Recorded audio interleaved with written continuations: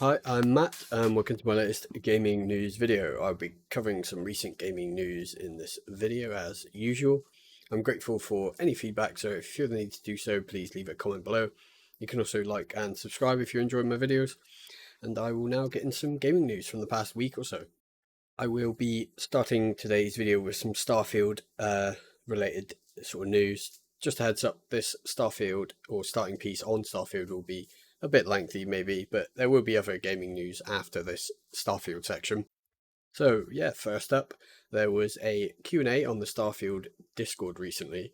The questions were answered by Will Shen, who is the lead quest designer for Starfield, and Emil Pagliarula, I believe that's how you pronounce the name, who is the studio design director at Bethesda Game Studios. I will link the Reddit post, which has the full transcription, or the full transcript, in case you want to read through it yourself, but I will cover the questions that I think are sort of most relevant next. But yeah, rather than just giving the answers word for word, I will give my thoughts on the answers and include some quotes from the two people who work at Bethesda as well. So the first question was, can we buy houses or property in the game and in main cities?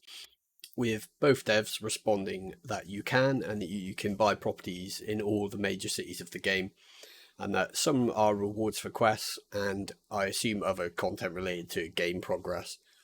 Yeah, glad to hear this. I had suspected this would be the case, but at least we have definite confirmation now.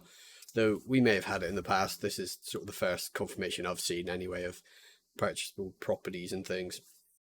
So, question two, if we get the kids stuff trait, will our parents be generated based on our character looks, or are these their standard parents put in place? So the response to this question was that yes, if you have this trait, then your parents' appearance will be based off of your character's appearance. Similarly to Fallout 3, where your dad will share appearance traits with you, and in Fallout 4 as well, where your son shares appearance traits with your character, depending on how how you've customized them. Question three was about people who've never played a Bethesda Game Studio game before, so I mostly skipped that. But Emil did say that quote: "We always make our games for fans, both old and new, so you can jump in without ever having played a Bethesda title before." Kind of expected, but at least you know it should be fine to play without prior experience of a Bethesda game before. Question four, how will the smuggling cargo system work? Can we hide it somewhere on the ship and sell it for more currency later? So the answer was yes, seemingly going by what they both said. Some items will be considered contraband and illegal, and you will need to smuggle these things past security ships that are in orbit of major settlements. Emil further detailed, quote, you can hide them using special ship modules that you can purchase. So yeah, there does seem to be more smuggling than one might expect at sort of first glance, I guess.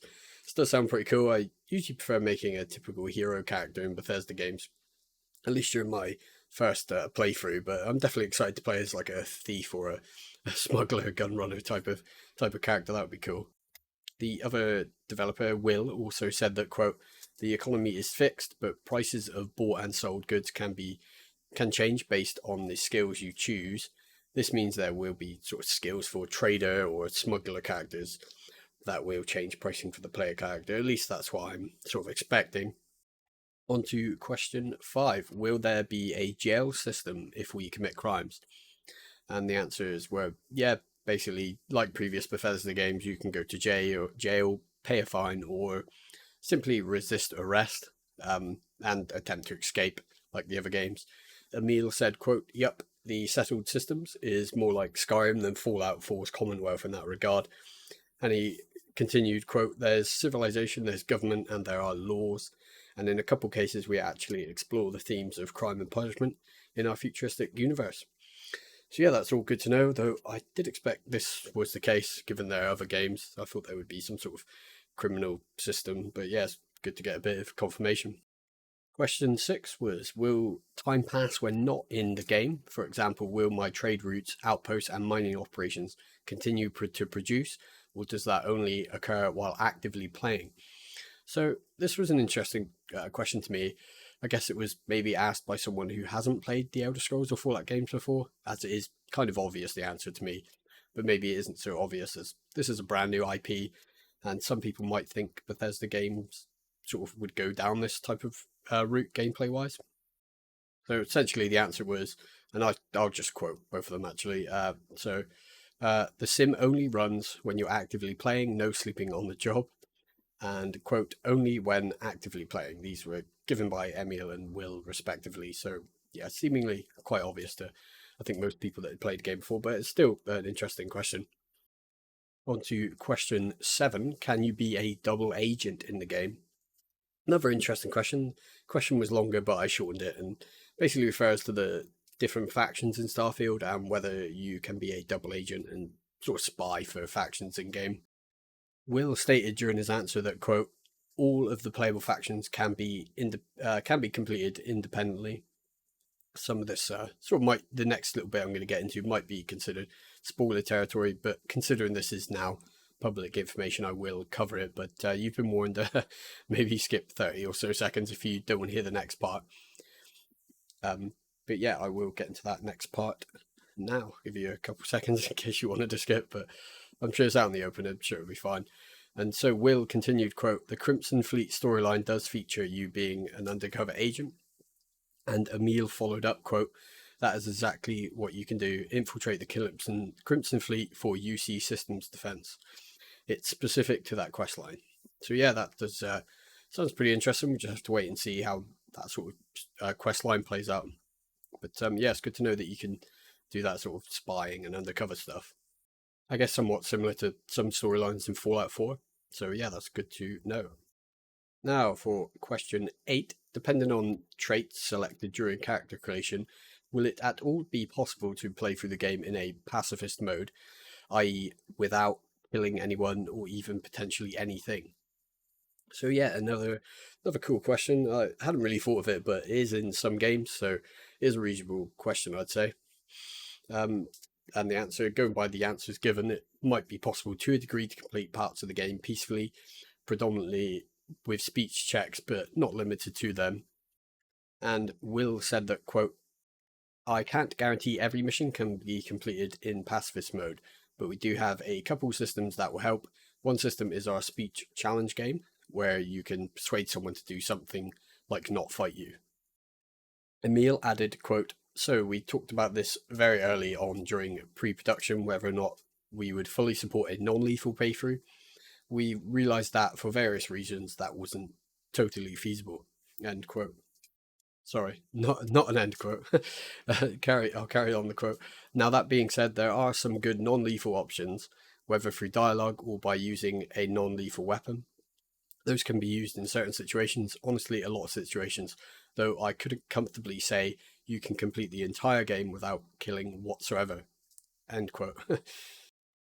So yeah, that all sounds reasonable to me. I usually do level up speech in these types of games, so to use it for certain circumstances, but I also generally don't play entirely peacefully. So yeah, not too bothered about attempting a pacifist run, though I may give it a go sometime. Question 9 was related to the lore and religion in the game, so I'll sort of skip that mostly. They did say that there are real-world religions that still exist in the universe of the game, although they will be focusing on 3 new in-universe religions. If you're into the lore and universe stuff, maybe check the transcribed post that I will have linked. I do enjoy a game with rich lore, but I mainly want to cover the gameplay stuff in this video. From what I've seen, the lore and story of Starfield is quite interesting, though personally I'm waiting to play the game to experience the majority of that firsthand, but I've looked into some of it. It's quite interesting. So question 10, how many companions total will we be able to recruit? And the answer, I'll just directly quote the answer here. Will said, quote, there are over 20 named characters who can join your crew. 4 of them are from Constellation and have the most story and interaction with the player, but all of the named characters have their own backgrounds and can follow you around and carry your stuff. So basically, yes, there are a decent amount of companions. At least I think 20 is a good amount. I'd expect that more may be added later in updates or DLC, and you can be pretty sure with mods, but this is, just good to know anyway. I wonder how many you can recruit at a time, but I don't believe this was mentioned. If it is just one, I think that is fine, as it usually was fine in previous Bethesda games. But again, mods will likely change this if that is the case. Another interesting question next, question 11. So this is related to player outposts, which I guess are like bases akin to Fallout 4 settlements, though I could be wrong. So the question was, when we assign crew members to work at outposts, do we have to pay them salaries? And basically, the answer was you recruit crew members with a one-off payment or fee, and they have no salary. Going by what Will and Emil said. Will said, "quote Yep, one-time payment that you can use the speech challenge game to negotiate over. Some traits also affect the cost." End quote. So yeah, another good thing to know, and with some added skill context, so that's nice. On to question 12. Will our companions be able to level up their perks? Will their perks stack with ours? So the answer looks like you can't level companions up, but each companion may have different ranks in specific fields. The skills do stack with your own as well. Will said that, quote, all crew start with a set of perks at specific ranks, and Emil said that, quote, they don't level up, but they come at different ranks depending on the companion. Well, we call them skills in Starfield, and they do stack with yours when relevant. Question 13 asked where were their Emil and Will, which of their favourite parts of the game? Which were their favourite parts of the game, rather. They spoke up so many parts in the game in the answer. Nothing sort of definite was given, really, but from what I read. So, yeah, you could go check this yourself if, just read their answers directly. I'll, as I said, link the transcript of the conversation of the Q&A in the description. So, question number 14. What books or movies had a big influence on some of the quests? And I will quote both the designers directly again. Will said, quote, I'm a history nerd, so I actually listen to a lot of podcasts like Hardcore History and the History of Rome. Emil said that, quote, Star Wars, OG Battlestar Galactica, Space 1999, Buck Rogers, Battle Beyond the Stars, Ice Pirates, and let's not forget the classic that is Metal Storm, The Destruction of Jared Sin. He went on and said that, quote, but also much headier sci-fi stuff like the writings of Arthur C. Clarke and Robert Heinlein, or films like Contact, Interstellar, 2001, A Space Odyssey, and even Event Horizon. So yeah, one more sort of history-related answer from Will and a more movie-inspired one from Emil. And question 15, what are some small details, or some of your favourite small details rather, in Starfield to add to the immersion?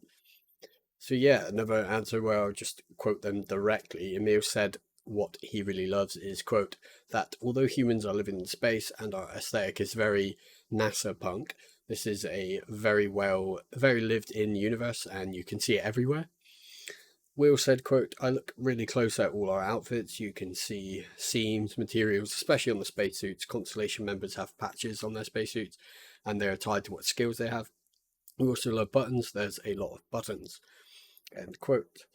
So yeah, those answers sound good to me. I do enjoy to be immersed in these types of worlds. The comment made by Will is piquing my interest as I love character customization and games with lots of character clothing and outfits, especially when a lot of attention is given to this side of customization.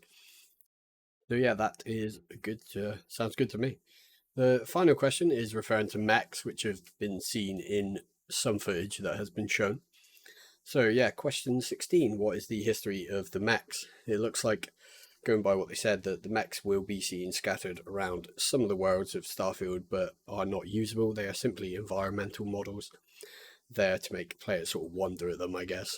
Emil hinted at some mech-related story information and said that, quote, the mechs are leftovers from the colony wars. Note, it's colony war and not colony wars, singular. Both sides, United Colonies and Freestar Collective, had mechs, but the Freestar Collective really mastered them. The United Colonies had mechs too, but they also relied on the controlled alien beasts from their Xeno Warfare division. Both of those were outlawed with the armistice that ended the colony war. And then went on to confirm they're not actually pilotable, quote, mechs, not usable, no, they're in ruins. That confirms that then. I think it would have been cool if mechs were controllable, but I don't feel it's too much of an issue that they are not. Yeah, sure they had their reasons for it. Maybe they will be added in an expansion akin to how dragon riding was added to Skyrim by the way of a later DLC. But if they aren't added, then I don't think it would take away from the game at all, really. At least going by what we know so far. And that is the recent Starfield Discord Q&A they covered. Some quite interesting details that they covered.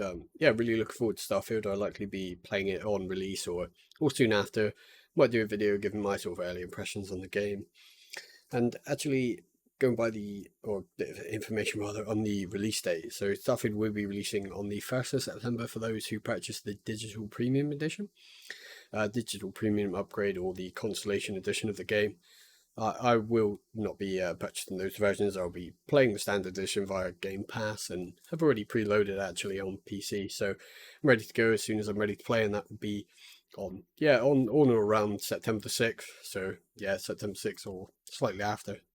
And on a related note, before we move on, some people have already actually, from what I've gathered, received their physical copies of Starfield, and apparently some gameplay and story footage has leaked online. The footage will likely show spoilers as the game isn't out yet, so be careful when browsing YouTube, etc. For Starfield content and stuff, I guess. If you're not bothered by spoilers, then it's not a problem. Just thought I'd add that in just in case. But yeah, that is the Starfield section, I believe, of this video finished. Now I shall move on to the Armored Core 6 reviews. I think in my next gaming news video, I will cover the Steam user ratings for the game. Though, as of the recording of this video, we only have like the big outlet and Metacritic reviews, so I shall cover some of those now. At the moment, most big review outlets are giving it very good review scores, and it looks like it is a great game. Though I feel it isn't being quite as praised as from Sephiroth's last previous game, Elden Ring. I guess it is a little more niche than that game, and maybe it's too early to say. But generally, overall, I think yeah, it's looking like it is a really good game. I'll now get into sort of the review scores. GameSpot gave Armored Core 6 an 8 out of 10. Destructoid gave it a 9 out of 10. Inverse gave it a 10 out of 10. IGN gave it an 8 out of 10. Eurogamer gave it a 10 out of 10. And finally, VG247 or 247 gave it a 6 out of 10, which is sort of in contrast, I guess, to the previous outlets, mostly glowing reviews. So, given those scores, it does seem like it's settling around sort of the 9 mark. High 8, sort of 9, sort of 9 out of 10 mark, which yeah, I think is very good. Feel From Software have made another great game, though maybe not quite as good, at least for some anyway, as Elden Ring. It is looking like the customization options, the combat, and the sort of boss battles are the most popular so far from what I've sort of seen in reviews.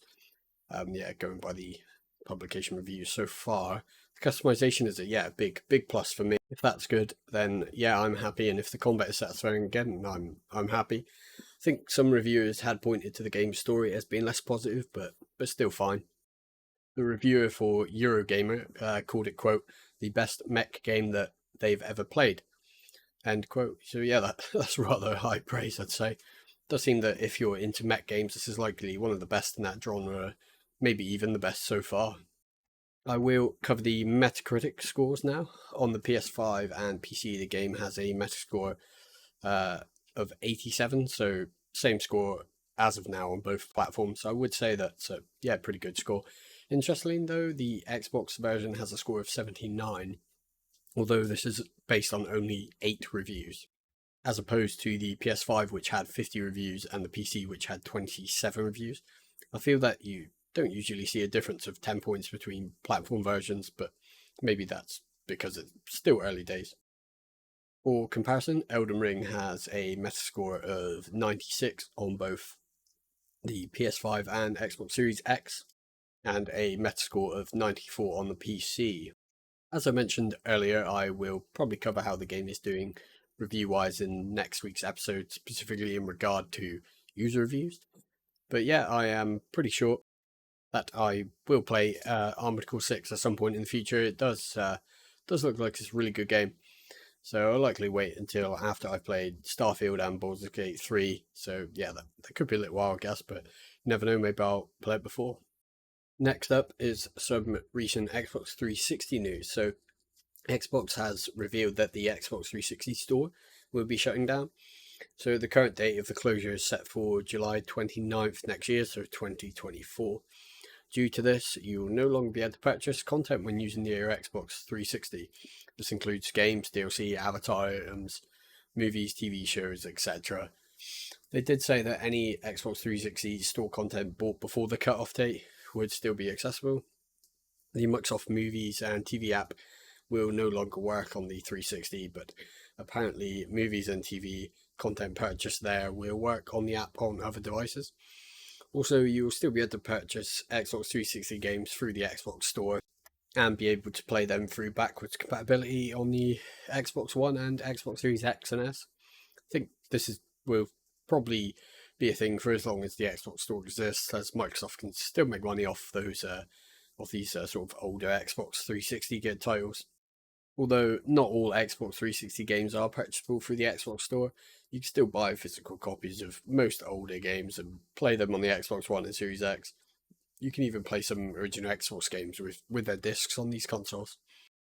I bought an Xbox 360e a little while ago, as I had lost my original Xbox 360, not sure how, and I was surprised that the store on the Xbox 360 was still functional when I was sort of playing games and browsing the dashboard and things. So yeah, I guess this is sort of disappointing news to me, but I guess it's expected, given how the Xbox 360 is at this point. At least you can still play any games you've bought digitally on the 360 store, and physical games are still fine. Just like the PS2 and other older console games, physical media still functions without an online component or store generally.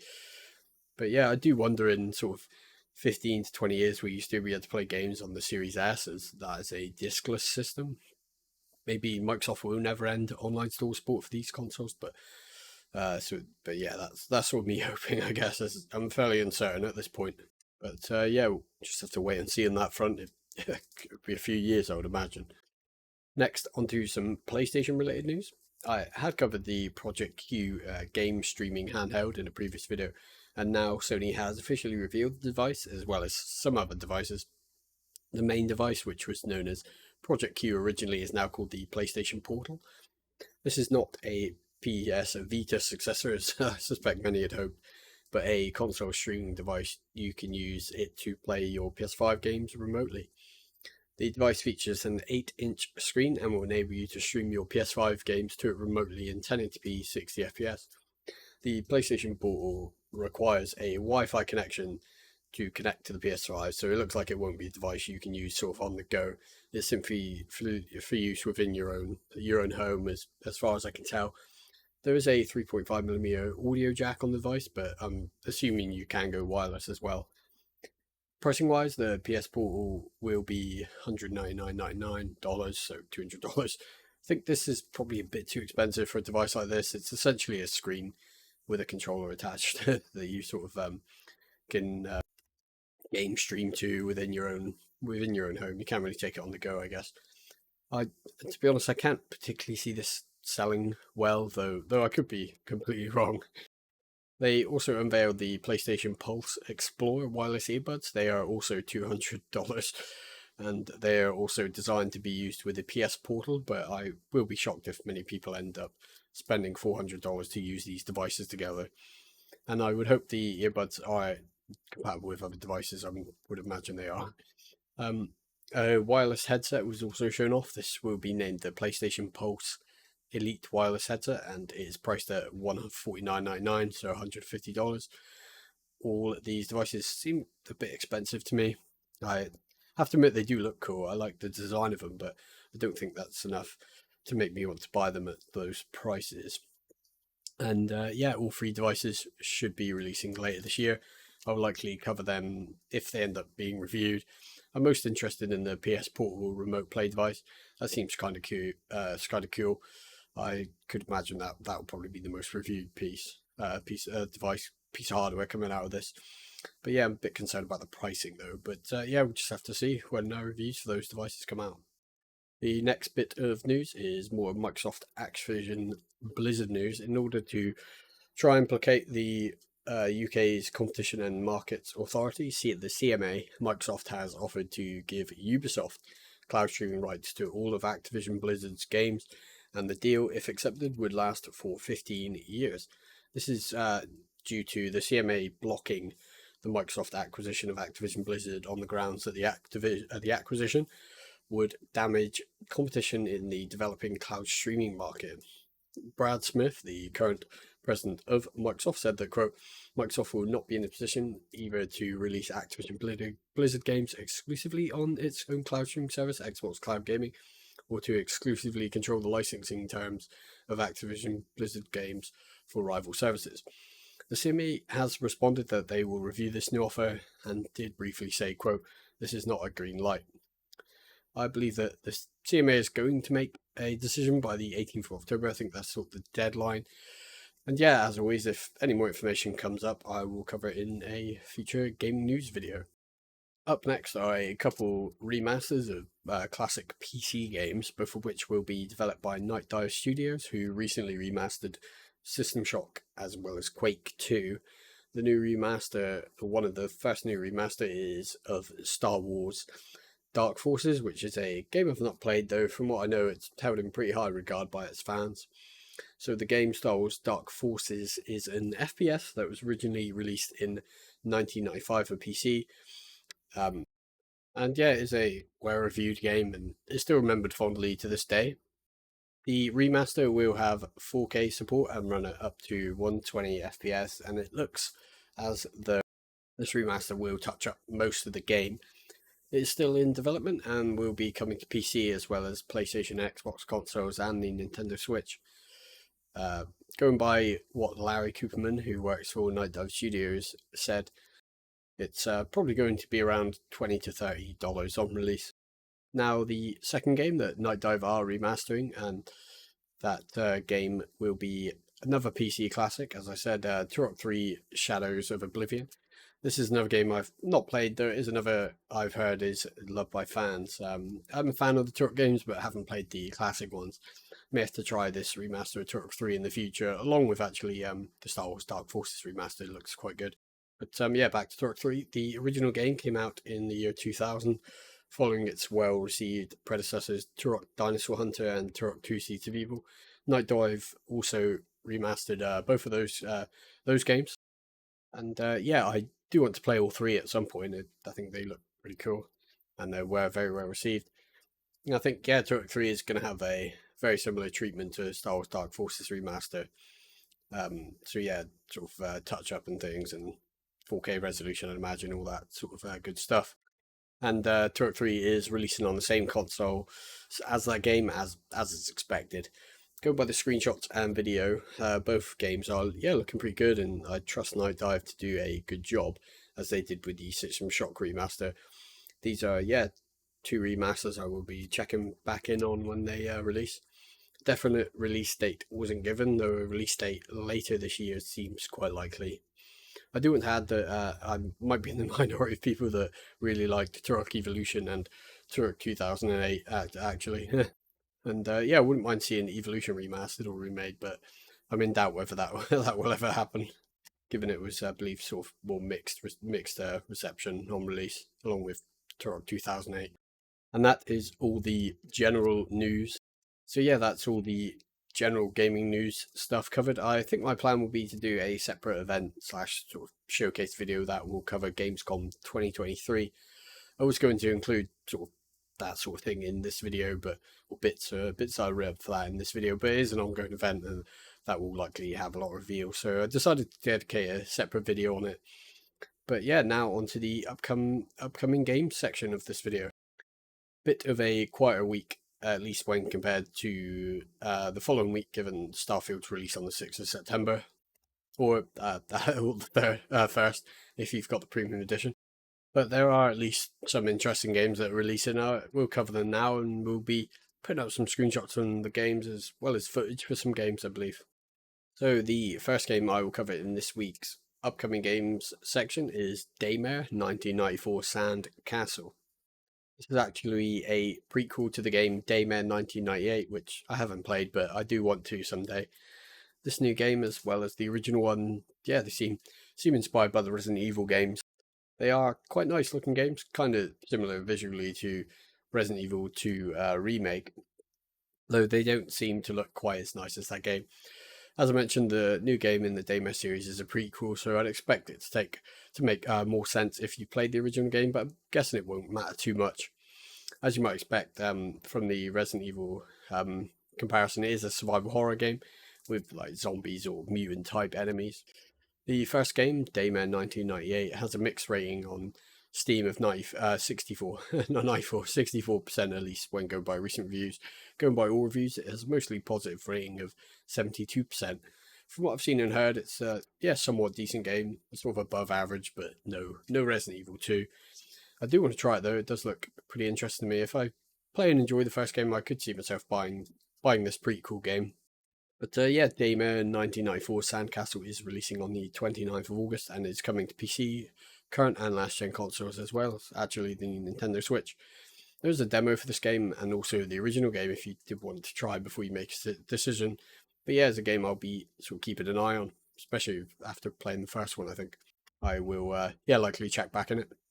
The second game today in the upcoming portion of this video is Sea of Stars. It is a story-focused adventure RPG game with pixel graphics. The pixel graphics, though, are of the sort of high-fidelity kind. Graphically, the game looks, really nice. It is very detailed and colourful pixel environments set in many sort of biomes, and the characters look rather good too.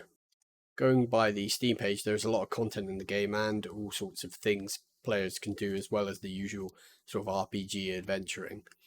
The page reads, quote, "If you feel the need for a change of pace in your adventures, sailing, cooking, fishing, stopping by a tavern to listen to a song or play the infamous tabletop game known as Wheels, every system has been designed to deliver an experience that pays respect to retro classics," end quote.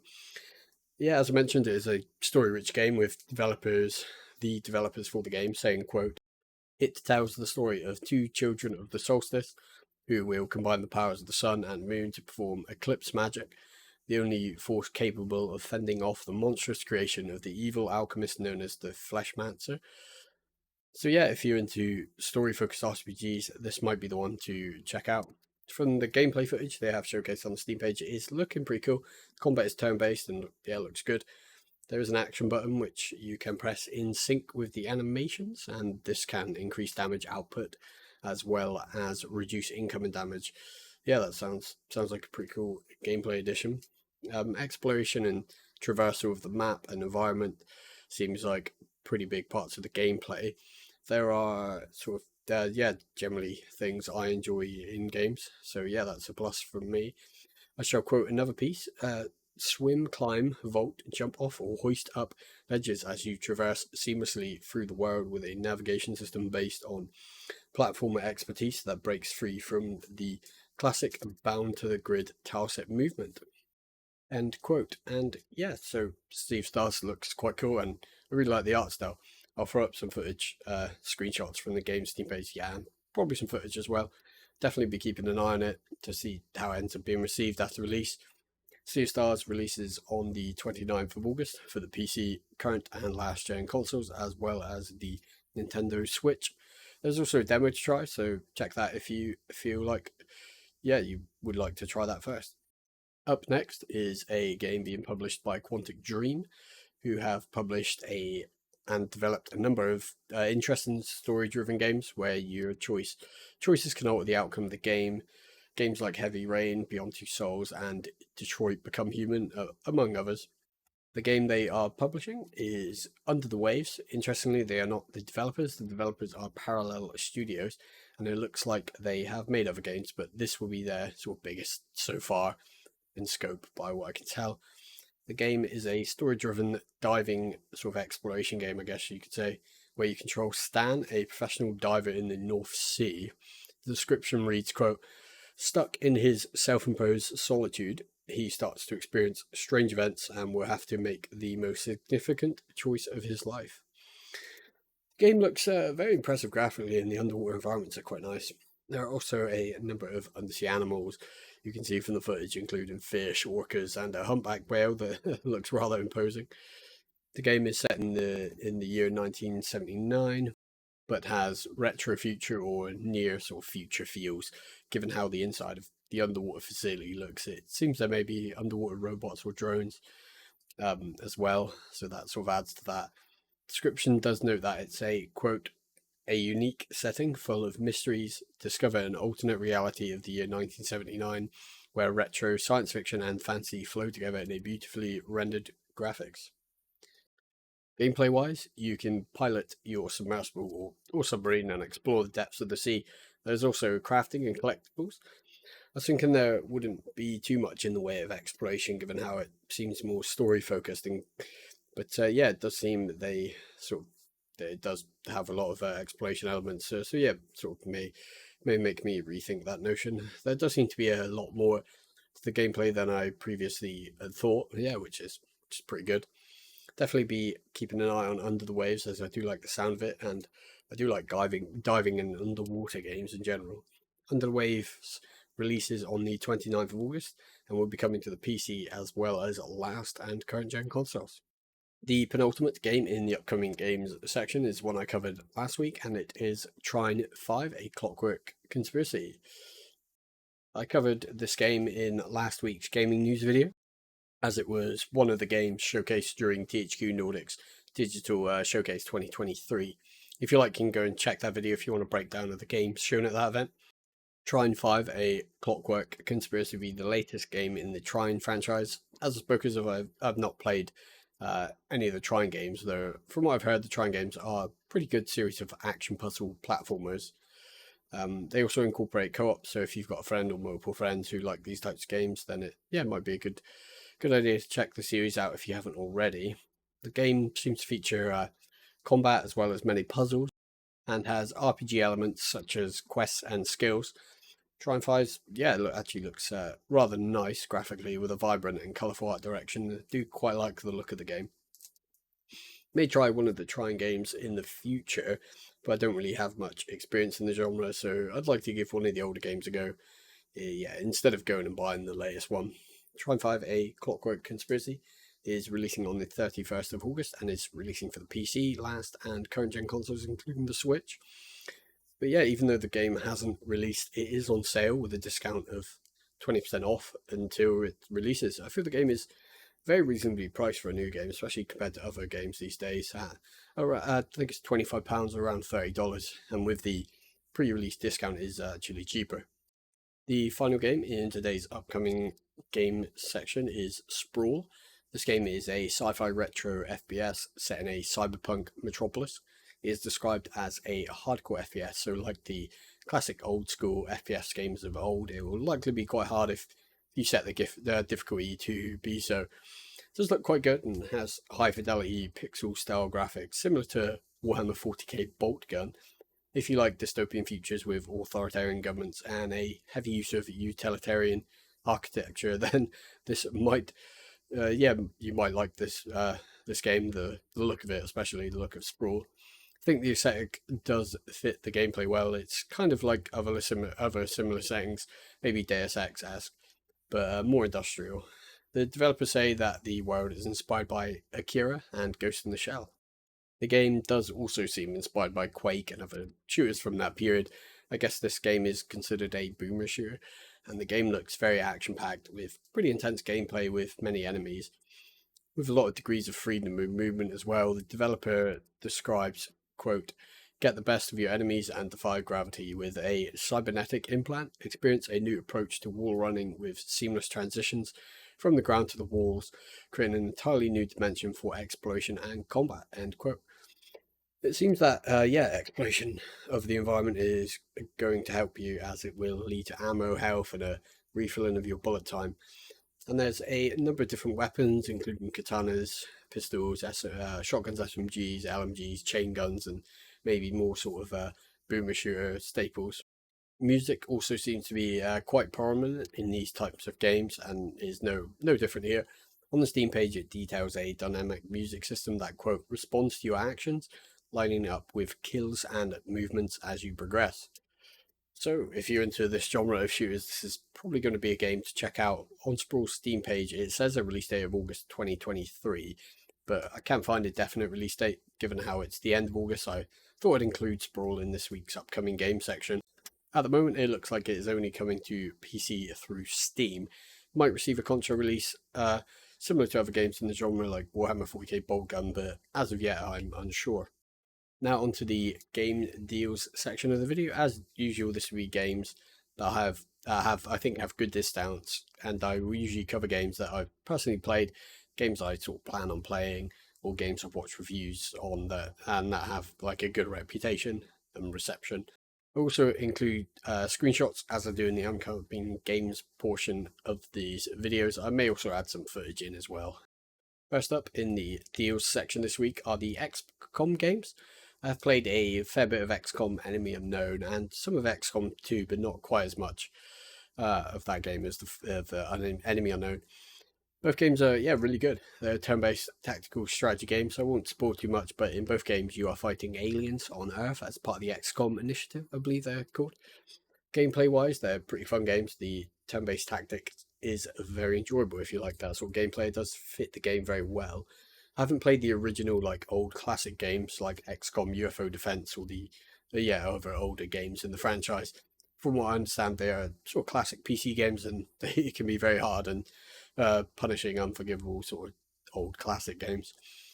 But yeah, so XCOM Enemy Unknown and XCOM 2, the ones I have played, are heavily moddable and have a bunch of great mods that extend their base games, like the Long War mods for Enemy Unknown and XCOM 2. There's also a newer game in the series, and that is XCOM Chimera Squad, which I plan to play at some point, and I did actually buy it during the sale.